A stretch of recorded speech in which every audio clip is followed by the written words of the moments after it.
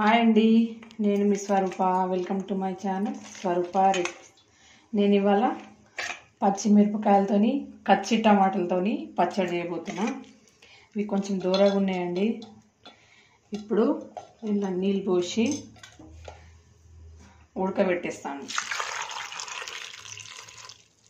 ఉడకబెట్టి చూపిస్తా. పొయ్యి మీద పెట్టి మూత పెట్టాలి, మంచిగా ఉడికినియాలన్నమాట. చూడండి, ఇది ఉడికిపోయినాయి కదా, మూత తీసేసిన. ఇది ఒక వాటర్లో ఉడబోసాలన్నమాట. ఇది కొంచెం చల్లగా అయినాక మిక్స్ పడతాను, చూపిస్తాను కూడా. చూడండి, ఇట్లా తొడమలతో ఉడకబెట్టుకోవాలన్నమాట. ఇవి కచ్చి టమాటాలది పచ్చడి అనమాట. ఇందులో ఎల్లిపాయలు, ఇప్పుడు మిరపకాయలు,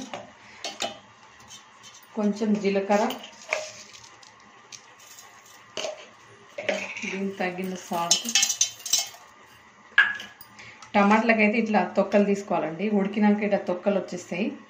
ఇట్లా తీసి ఇట్లా పెట్టుకోవాలన్నమాట. ఇట్లా తొక్కలు ఆటోమేటిక్ ఇట్లా తీసాగానే వచ్చేస్తాయి పొట్టు. ఇది ఉడకడమే ఆలస్యం అండి, ఫాస్ట్గా అయిపోతుంది. పచ్చడి కూడా చాలా టేస్ట్గా ఉంటుంది. ఇగో చింతపండు చూడండి, ఇంతే పెట్టాను అనమాట కొంచెం.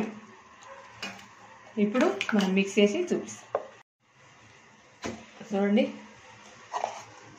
ఇంతే. ఒక బౌల్లో సర్వ్ చేసుకుందాం. ఇట్లా మామూలుగా మిక్స్ చేయాలండి. టమాటా కాయలది పచ్చడి చూస్తాం.